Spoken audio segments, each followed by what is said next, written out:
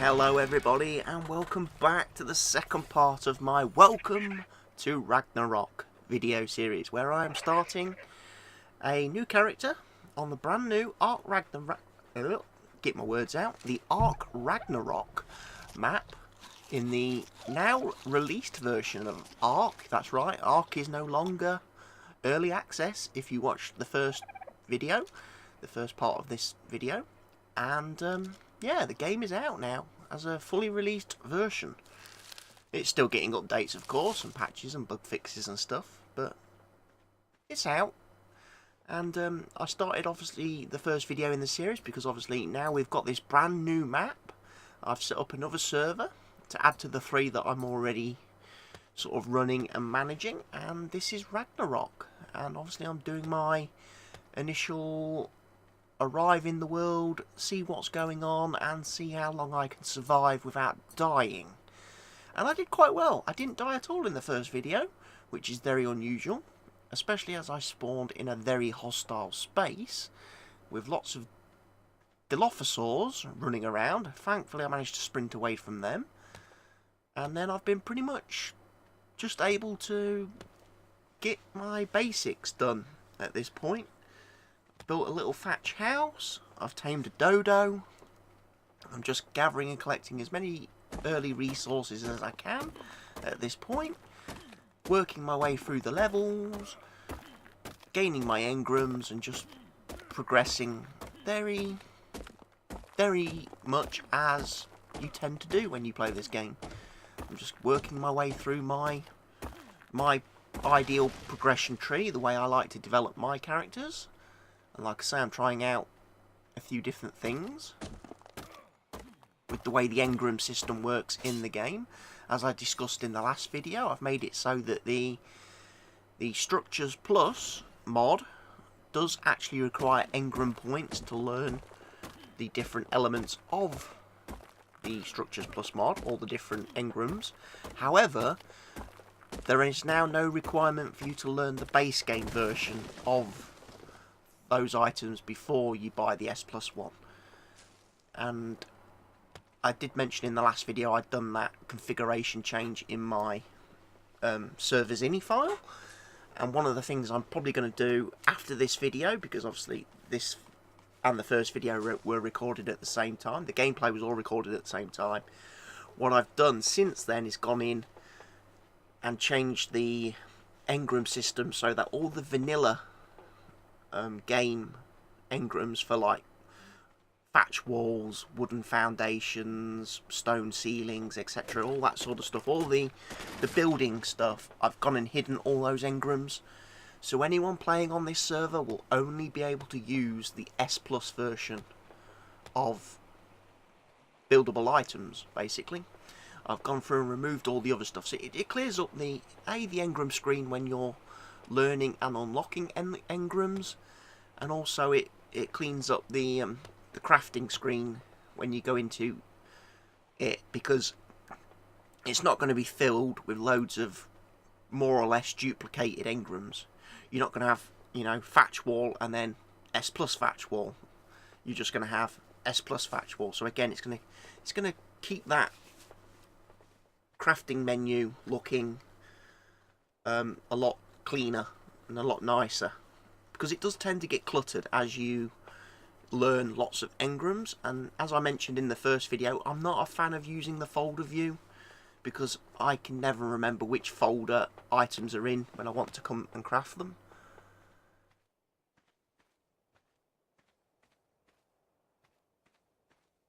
I'm just running around the map now. I'm going to try and focus a little bit more on the gameplay today. I did a lot of explaining and discussion stuff in the first video and didn't really commentate too much on what was occurring on the screen. Today I'm going to try and do a little bit better job of commentating on the actual video. So yes, my little thatch house that I built that has 3 doors at the front, so I can pretty much run into any one of the walls on the front if I need to, and I can get into my house very quickly if I'm being chased.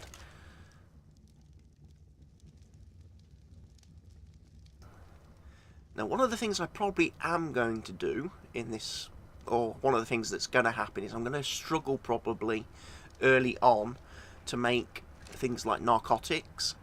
Because of the way I've set up the server with the spoil timers and things like that, getting raw meat to spoil quickly enough to be able to chuck it in the mortar and pestle with narco berries to make narcotics is going to take a long time. Stuff doesn't spoil anywhere near as quickly as it does in the vanilla game on my servers.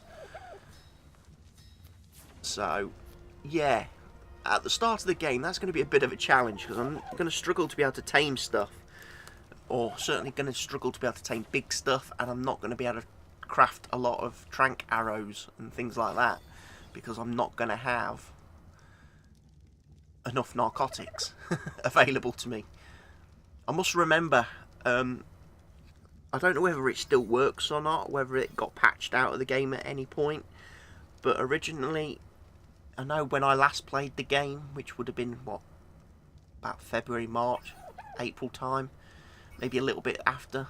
I'm trying to think when I stopped playing because of the vicious update cycle the game started to get as it was rapidly moving from early access towards its release.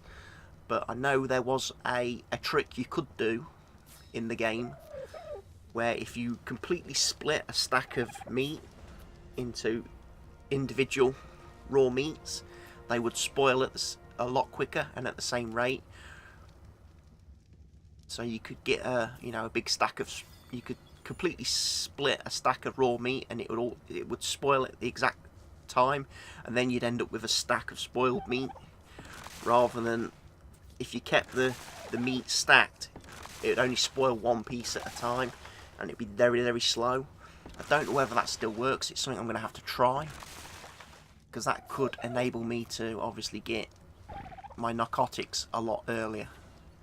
Narcotics are important because until you've got trank arrows you really can't tame anything big and productive. Yes, you could punch dodos in the face, but they're not all that useful a tame, you know.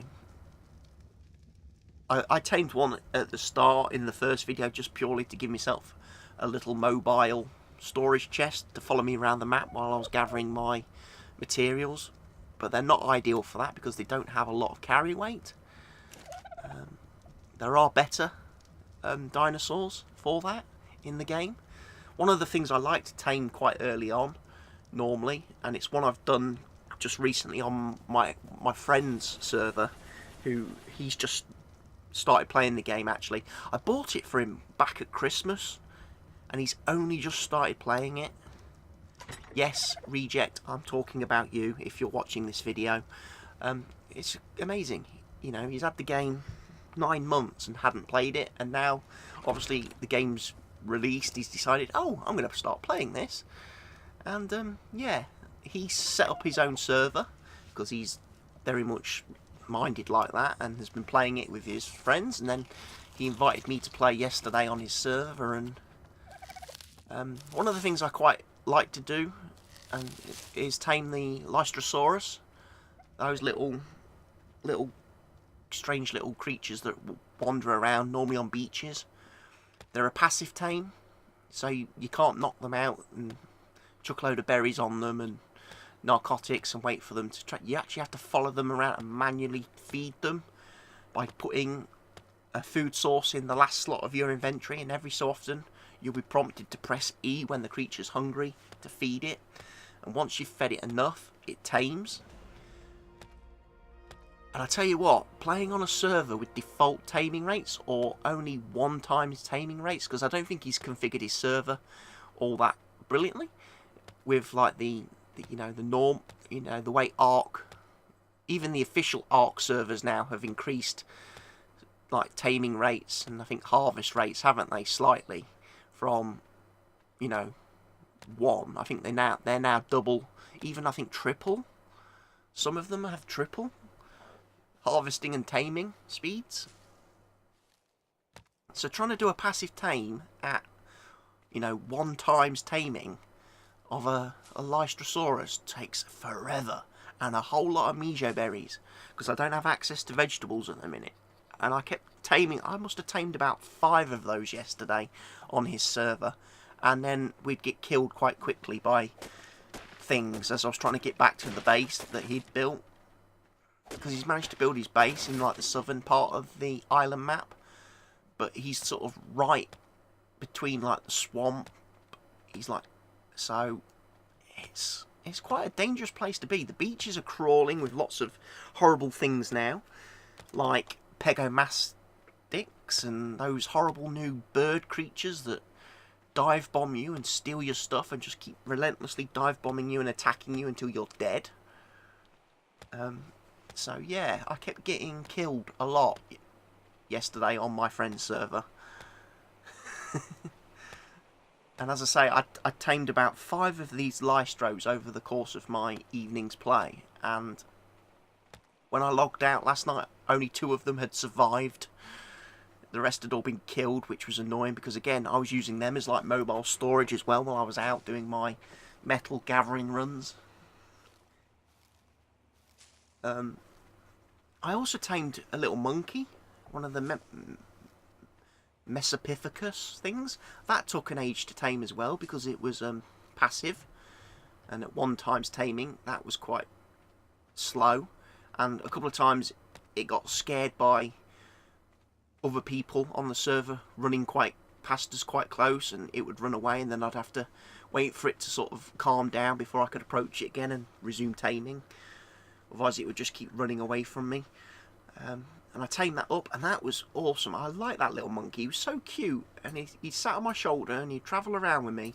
But again, he got killed by those horrible dive bombing birds, which I've already decided on my servers to edit out.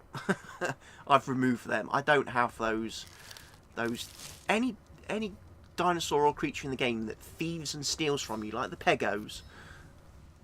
I don't see the need for them in my servers. I've edited those out using the ini files. I've replaced them with the different creatures, so I've got more Lystros that spawn, more of the monkeys now spawn on my maps because of the changes I've made.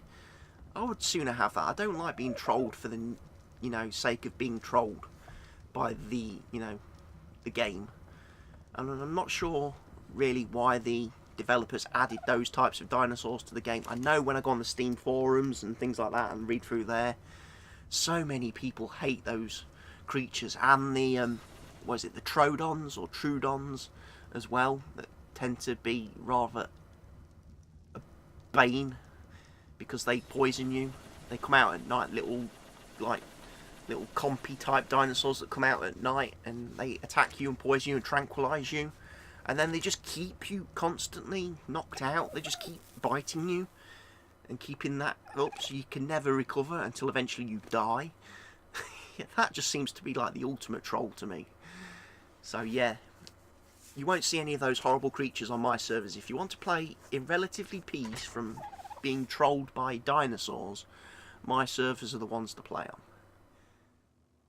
That's not to say you're going to have it completely your own way, because like I say, because I've removed certain dinosaurs from appearing in my maps, I have increased the numbers of other ones. So you will find there are a lot more carnivores now roaming around the map, especially the larger ones. So if you start getting a little bit too a little bit too comfortable, and you start getting a little bit too ambitious with where you're adventuring quite early on in your character's development, you will get hurt badly when you run up against Rexes and Carnos and things like packs of Allosauruses, because like I say, I've increased their spawn numbers and where they spawn, so they are a lot to compensate the fact that I've removed some of the smaller trolly dinosaurs. So like I say, I'm just going through my engram list back to the screen, obviously, because again I've wandered off subject and got away from commentating on what's actually occurring, and I'm learning my engrams. But again, I'm going to tidy this up for when I play my next session on the server. I'm going to get rid of the standard engrams and just leave the S+1s in, just to make things a little bit easier to see.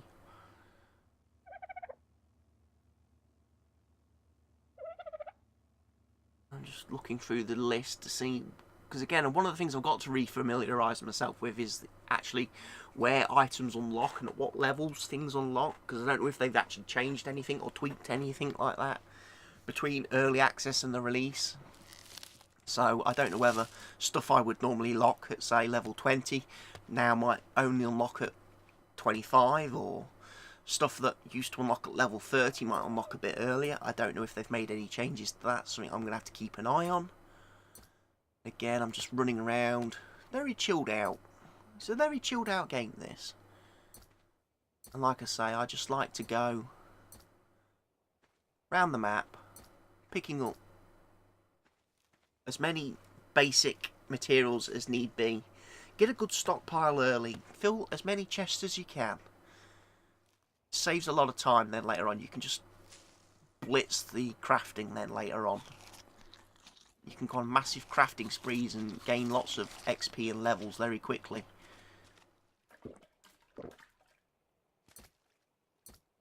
That was one of the things I did, like I said, when I joined my friend's server last night. I spawned in a completely different area. As I say, his base is in the sort of southern coast of the map, just off the beaches, a little bit inland, so he's right on the southern part of the map, in the middle. So he's, like I say, he's picked the worst place to build it because he's got the swamp pretty much around him on 3 sides, and then he's got just beach and ocean to the south of his little sort of plain where he's built his base.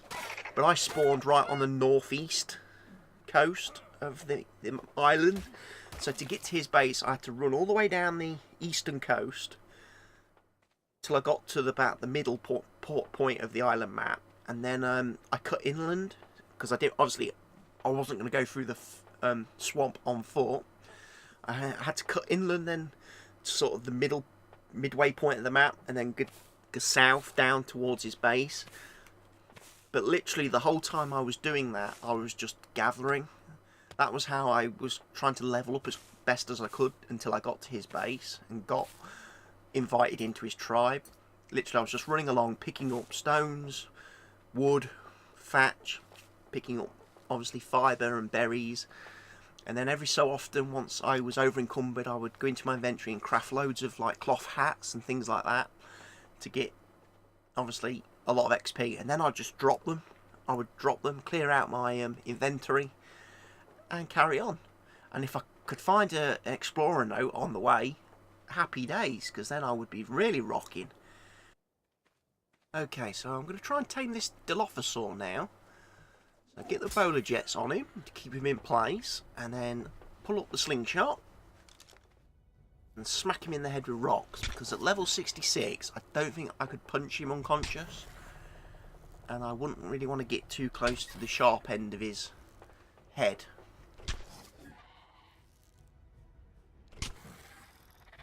That's it, get knocked out. Get knocked out, Dilo.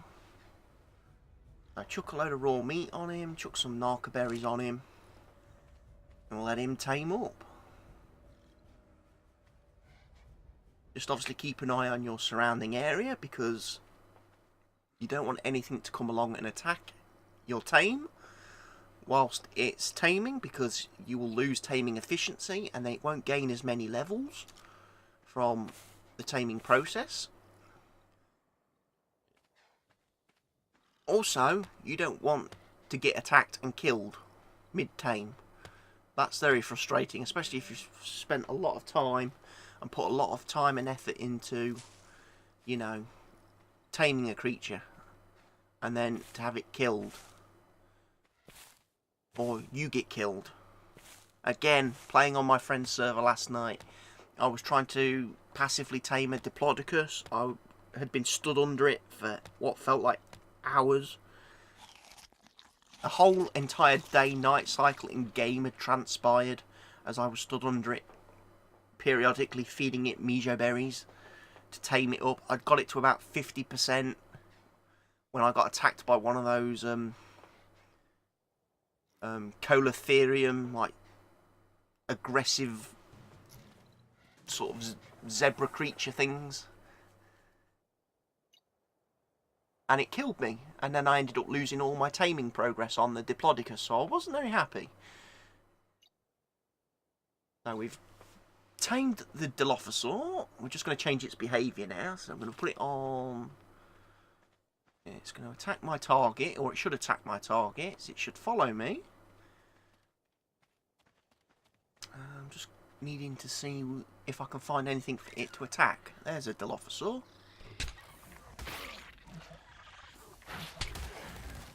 Wow, he was a bit slow off the mark there.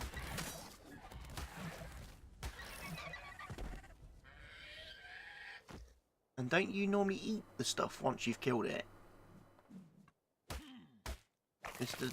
Dilophosaurus.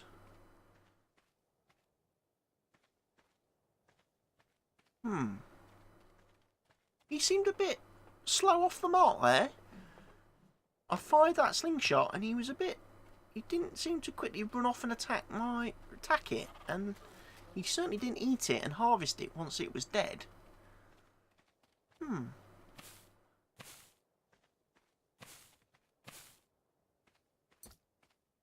Keep an eye on that.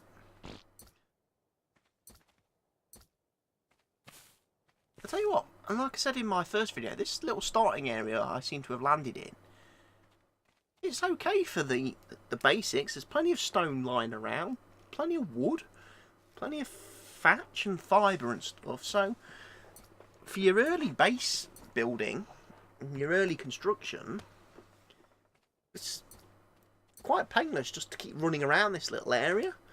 You can gather up loads of stuff. There's even sand there, but I'm not going to pick up the sand because there's nothing I can do with it until I can find cactus sap. I certainly can't make clay at this point in time. And again, the way the Ragnarok map works, it combines the standard art game stuff with the scorched earth content, so it's a bit of a mishmash. So you've got access to everything, but the materials and stuff are scattered all over the place. So like I say, although I've got access to sand here, I haven't got access to the other materials I need to ultimately make clay and then be able to make adobe structures.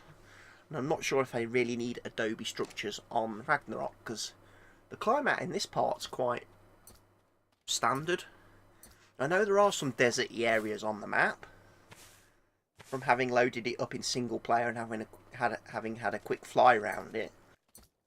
The Ragnarok map is still a work in progress. I don't know whether I mentioned that in the first video. There's still a lot of it that's under construction at the minute and sort of fenced off by an invisible wall structure, but hopefully in the coming months that will be fully implemented, and then as I say, the full map will be available to explore and live in and play in. And from what I've seen, that map is going to be quite big. It took me a long while to travel around the bit that's currently in game, that is currently unlocked and available. Like I say, when they add in the bit beyond the wall, wow, this is going to be a big area to play in. It's going to be great for servers, especially if you've got large numbers of players, because everyone will be able to find a space to put down a base and roots and stuff, which is again one of the things I'm seeing a lot of complaints about on the forums at the minute about the game since its release, with the way they've changed the official servers and made all the early access servers legacy servers, and then they've obviously released a few brand new servers for the game, but those are in limited numbers at the minute, and people are already complaining about overpopulation on those servers, too many people, not being able to log in, and if you do log in, most of the map's already been claimed and, you know, foundationed and pillared up, so people can't put down and build their own structures because the whole map's just been taken over by certain large tribes or people. And that's one of the reasons why I don't recommend playing on official servers, because there's just too much jackassery, if you like. I don't like alpha tribes and these massive tribes that just go around taking over the place and moving from server to server and just basically ruining the experience for everyone by wiping everybody's bases and then just basically building single foundations and single pillars all over the map, so you can't, you know, all the resources get despawned. So if you're a new player and you log into that map, you can't harvest anything. That's if they haven't already blocked the spawn points, so that when you spawn into the game, you're already a prisoner inside a structure, you know. Okay, something really weird going on here, because I'm definitely attacking this dodo. I'm hitting it with a slingshot. And the Dilophosaur will not attack it. Why will you not attack the dodo? You're supposed to attack my target, and I'm definitely attacking that.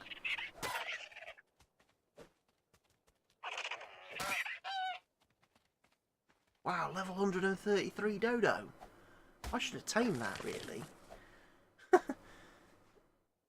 He might have been more useful than that you, honestly, in all fairness, because you ain't doing a lot. You're not doing what you're supposed to do.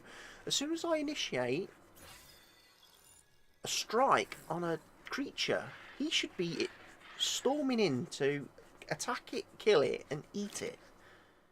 And he's not doing it. He will listen to commands to wander to different locations. So he's going to follow me.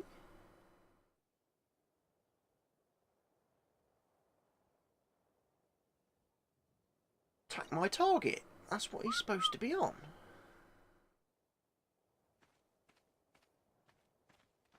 I don't think I'm going to try and test him out by putting him in a fight with a Triceratops, because I think a Triceratops will kill him at this point in the game.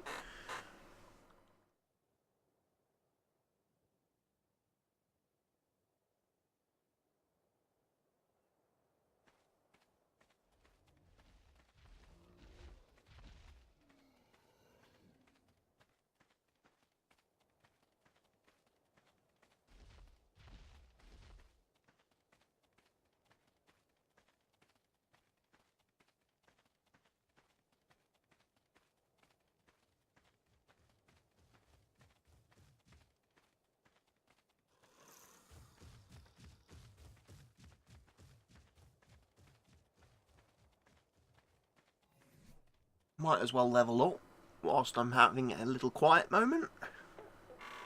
And I do mean a quiet moment, as I'm trying to text my friend, because I've just noticed his server is not online and responding this morning when I tried to go into game earlier to play.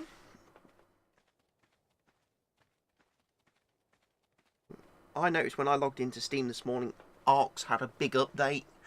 It's now version 2.68 something. So I'm going to have to update all my servers. I'm going to have to go through and update all of them to the new version before I can hop in and play. Then, of course, check to see whether any mods have been updated or need updating. Why are you not attacking the turtle? Come on. I don't understand you. Look, he will walk to a spot. Ish. But he's not responding to my commands to...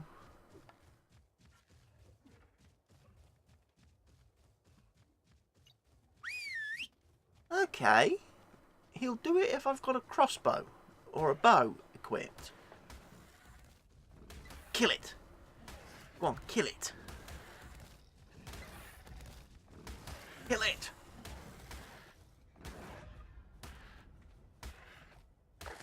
Okay, and he ate it that time.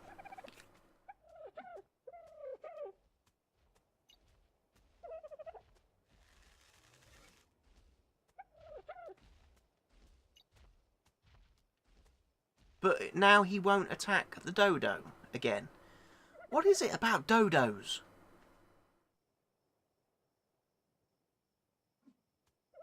Do dodos scare you somehow? Are you scared of the little chicken creatures?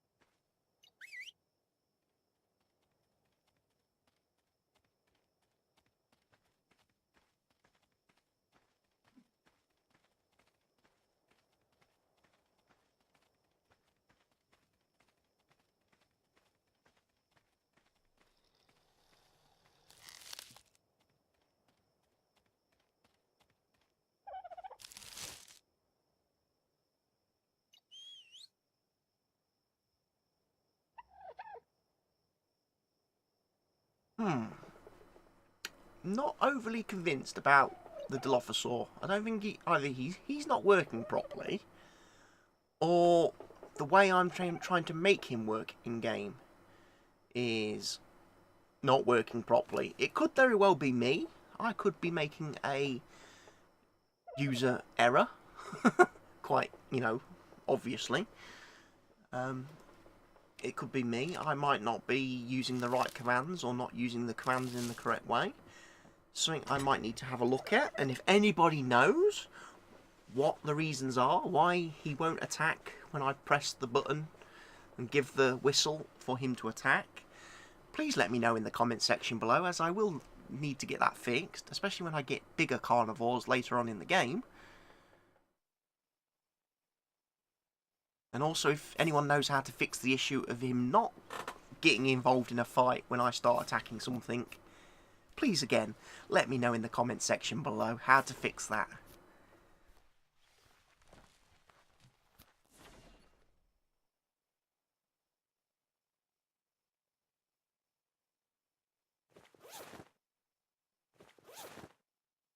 So again, getting close to the end of this episode again. I'll try to keep it fairly short and sweet.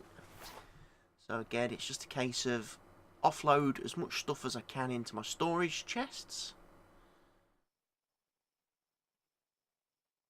because I don't want to lose items in this early phase of the game. And again, I want to keep myself as sort of nimble and agile as I can. Plenty of cooked meat, so I can chuck some more raw meat in there. In the campfire. Into the mortar and pestle, we can obviously chuck the flint and the stim berries, because I can make stimulants. Stimulants are the only thing I can craft at the minute to get my XP.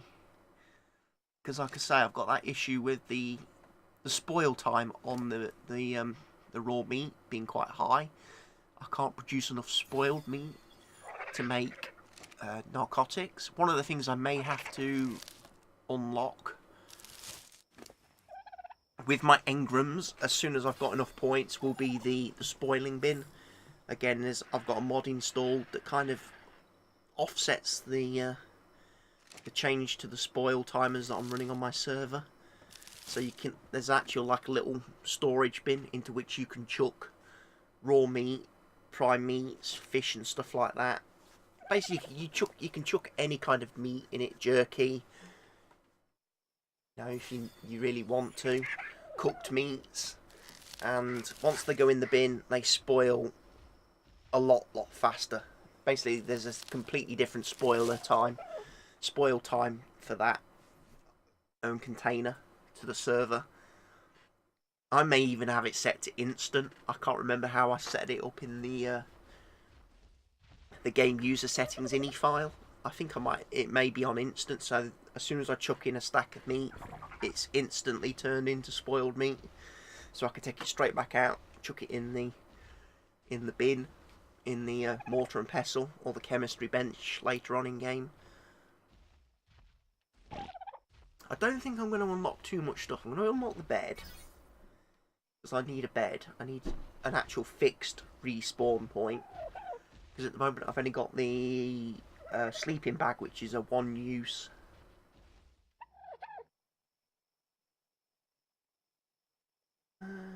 let's unlock the hat. The hide hat. I can then craft some hide armour.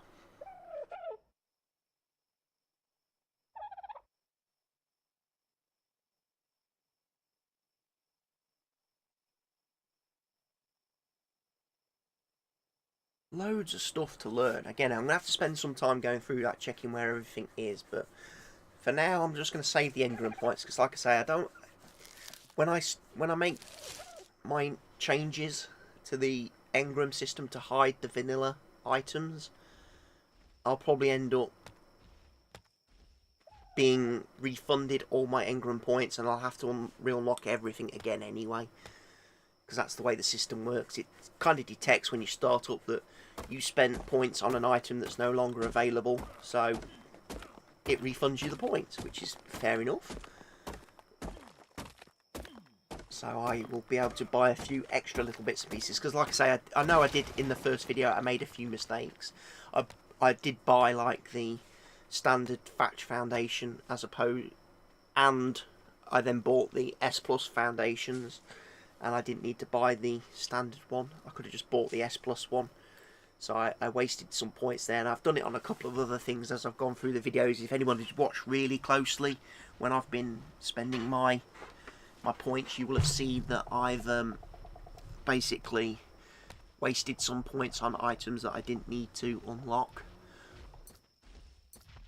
because I could have just gone straight for the S Plus versions. It's something. It's a habit I'm kind of in, because of the way the mod's always been set up in the past. Whenever I've played on any game, whether it's server, single player, or whatever, you know, normally you've had to buy the vanilla engram item first, and then the S Plus one's been, you know, a bonus engram that doesn't cost you anything, but it does require the vanilla version to be unlocked first. Like I say, I'm changing that, because with the UI changes now in the game, I just find the crafting menus to be too cluttered, to have too many items on them.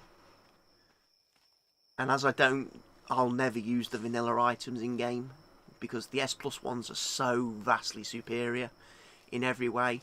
They've got far more functionality and features, so I'll only ever use those. And I know some people sit there and go, "Ah, you really should play the vanilla game, you shouldn't play mods and stuff like that." There are lots of pros and cons to both sides of the arguments. I think S Plus is a mod that really, you know, it should be in the game. It is going to be in the game eventually.